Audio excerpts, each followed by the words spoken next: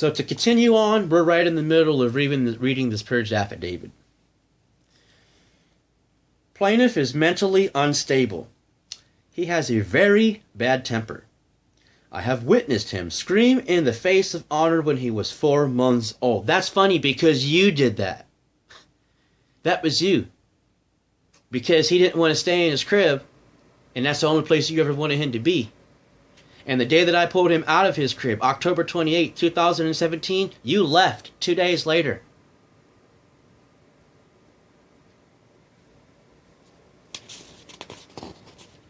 From the 28th of October, when I pulled him out of his crib and said he's never going in there again, he's with me now.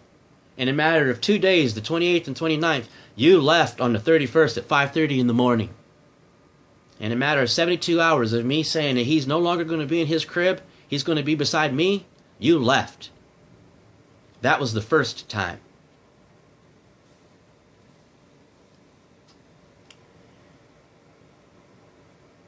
Both of the children appear to be afraid of the plaintiff, and the plaintiff frequently calls the children names such as little mother effers. Those are your words.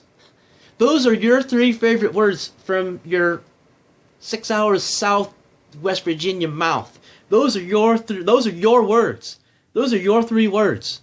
You're literally attacking me with your negligence. So that in my defense of bringing it up, no, that's you, that you already attacked me with your thing, so I can't even apply you to you. But the difference between me and you is I have attachments. I have documented video evidence.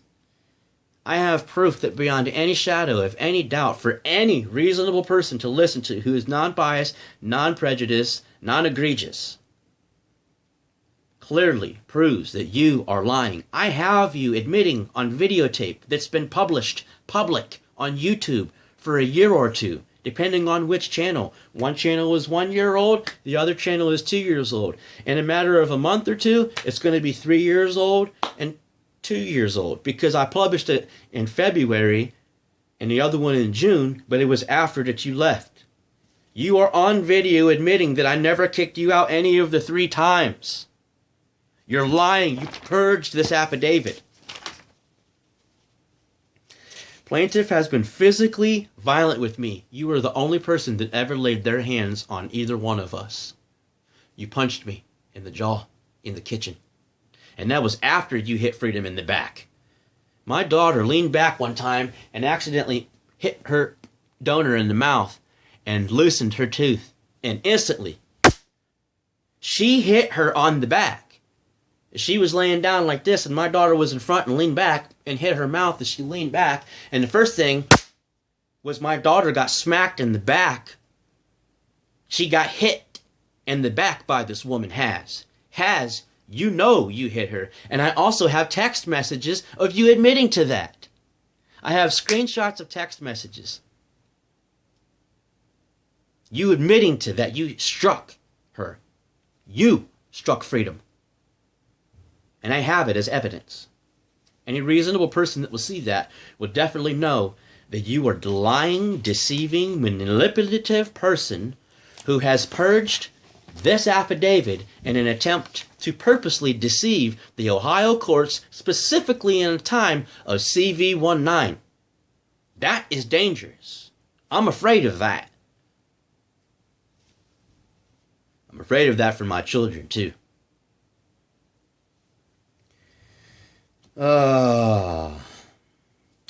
He has whipped me with a belt in the past. Okay. It's not really funny, but let me tell you something.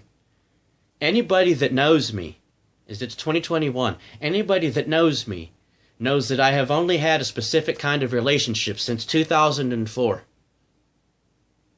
I have never had a so-called regular boyfriend-girlfriend relationship once, not once, since 2004. I have only had highly adult content relationships in the sense of women that are masochists, basically. These women that I have been with since 2004 have been masochists. They receive pleasure from pain, And they not only request for me to spank them, whoop them, do these things, but they beg. They literally beg. And if I don't, they pout and they cry and they whine like brats, like until you do, because like that's really what they want.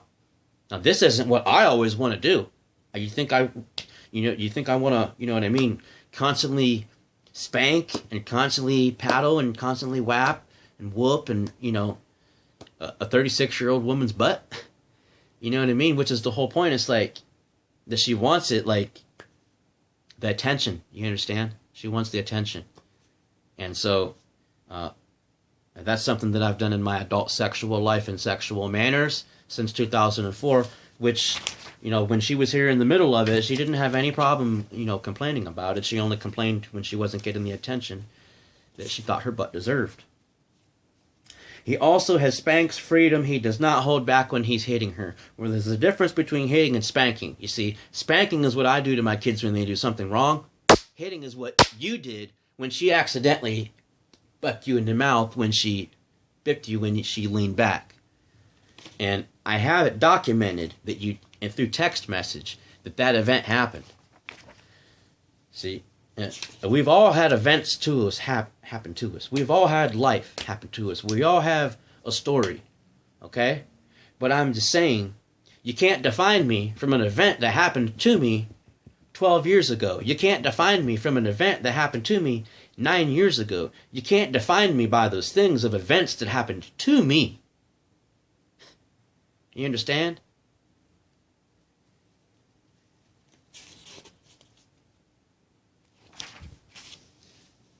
Seven minutes. Let's read on number 7 of 13. Plaintiff does not care of the medical and dental needs of the minor children. Well, that's what this big stack of 7 years of paperwork. You see where it says Akron Children's Hospital? Yeah, okay. That's where I took them to get their teeth fixed after you abandoned them for the 3rd time. I begged you to stay here just to their appointments before you left, and you said you couldn't handle it. You could not handle dealing with him 24 hours a day. You could not handle being an MOM for 24 hours a day. You left them a month before their surgeries. Their surgeries was in February, on like the 17th, 18th, 19th. You left on the 19th of January. Yeah, their surgeries.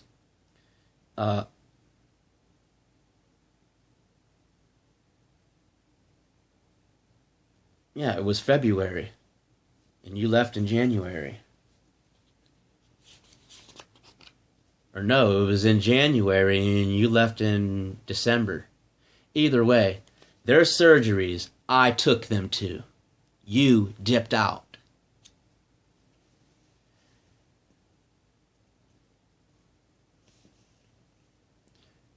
Freedom had been to the dentist and her top teeth had rotted out. Yes, they had. And they also said that they could tell that it's not something that happened within 6 months because they're professional dentists. And they said that what had happened was the outcome of 2.5 to 3.5 years of Kool-Aid.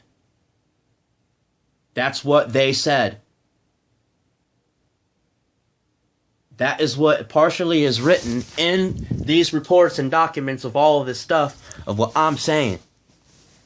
And when she left here the first time, October 31st, 2017, I took both of them to be evaluated by the doctor. My son was 2.5. They said mentally he was 1. He was 18 months behind his age. He was 2.5 years old, but in his mind he was 1. He was 18 months behind. Now I, myself, have healed him and taught him and raised him and trained him. And anybody that knows him tells you he's a genius. Anybody that knows him, my honorable, they'll tell you he's a genius. Well, he has to get it. He gets it from somewhere. Okay, so plaintiff has told me that he will not take her to the dentist because the dentist puts in mind control chips into people's mouths. Okay, so first of all, if they was having teeth extracted, has nothing to do with any implants. So that wouldn't apply. Second of all, you're taking what I told you and stretching the truth to make me look crazy and weird. What I said was that companies put RFID chips in all of their products. And so since you got buy a pair of Levi jeans, there's an RFID chip in your Levi jeans. That's so they can track their product and to see how far into the earth that it goes. Where all does the product go?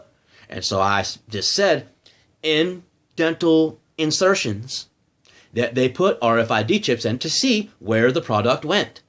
But it's a little bit different than jeans because you can take those off as to where that would stay in your mouth. Now, that wouldn't apply to a kid who's not getting an implant. And I never said it in the sense of what you're describing of what I said. I never said it like that.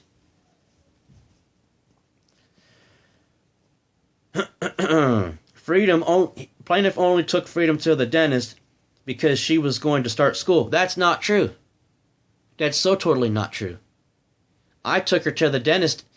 So these appointments, so you left in December, the appointments was in January. But before you even came back in December, from the time that you left in October and I was doing what I was doing with fixing my children, I had already taken her to the dentist twice. And it's documented. in this pile of paperwork that I've been collecting for almost 7 years now. So, that's what I'm saying. If I'm only summoned to court, if I'm summoned and forced and controlled to be here by the attorney that filed this paperwork egregiously and the purged affidavit from this defendant, this is what summons me here, is this affidavit, then the first thing to address is this affidavit. Is it true? Is it not true? If you want to investigate me and see if these lies are true, that's what I'm saying. There's zero evidence, there's zero proof. But what I'm saying is, I agree. The first thing that needs to be investigated is this purged, signed affidavit. Not in the manner of, let's see if these lies are true or not, in the manner of that these lies are lies. And that without this piece of paper summons me to this courtroom, this case doesn't exist without this purged affidavit. So is this purged affidavit legitimately perjury? Did it change the course of the outcome of the case? Yes, because without the purged affidavit, the case doesn't even exist. So it's my verbal request to address the court. I'm addressing the court, requesting a verbal motion to dismiss this entire case with prejudice. And I want a 5-year civil protection order for me and my 2 children's names against this woman has been harassing me and badgering me through the court system, which is dangerous, that I am afraid of. I'm in fear of my life and the lives of my children, the safety and well-being of my children and myself. I want a 5-year civil protection order filed. And lastly, but not least, I want this woman charged and arrested and convicted and serving time for this purged affidavit that was purged 3 times, filed twice, and I documented and showed all of you publicly once. Right now.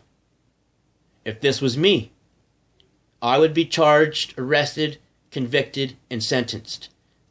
This is my request to defend my children. This is a very serious matter.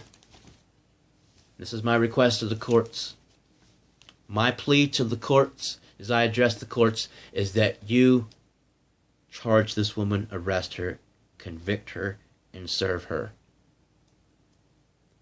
It's a felony 3. Minimum of 12 months, mandatory in prison, Ohio state law. If I had purged myself on an affidavit, that's what would be happening to me. I demand justice be done for my children and that she serves time behind bars. So coming up short here, the next video is going to be even shorter. I'm just going to cut this off now and start the next one and try to get through the rest of this list of 13. So I'm actually in the middle of number 7 right now. And And I'm going to stop and restart right now.